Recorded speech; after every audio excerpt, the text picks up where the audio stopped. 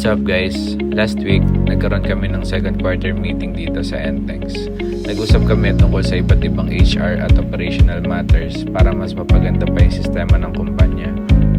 Isa sa mga bagong policy na dinagdag namin ay tungkol sa cut-off orders. Moving forward, maglalagay kami ng official cut-off schedule sa bawat store para malinaw sa customers kung hanggang anong oras kami tumatanggap ng orders.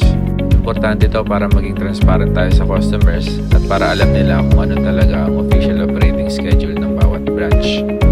At kung sakaling may concern sila tungkol sa cut-off time, pwede rin nilang i-notify ang management para ma-address agad namin.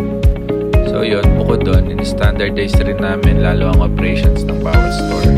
Simula sa opening procedures, food prep, tamang pagluluto, hanggang sa closing ng store. I-review namin lahat step by step.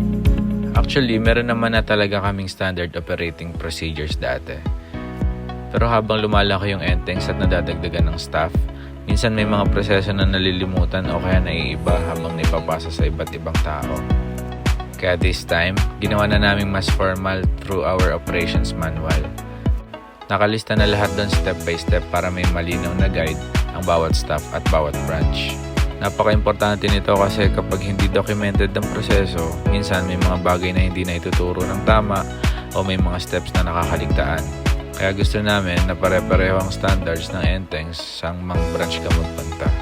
Kaya pinatawag talaga namin lahat ng staff para ma-align ng lahat at may pakita kung ano talaga ang tamang procedures at standards ng kumpanya. So, ayun, at the end of the day, hindi lang masarap na pagkain ang importante sa negosyo. Kailangan din may maayos na sistema.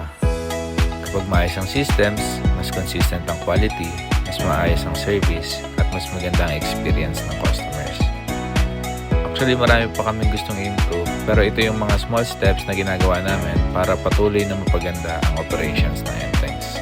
So, ayun lang guys, and expect better service from NTEX. Bye-bye!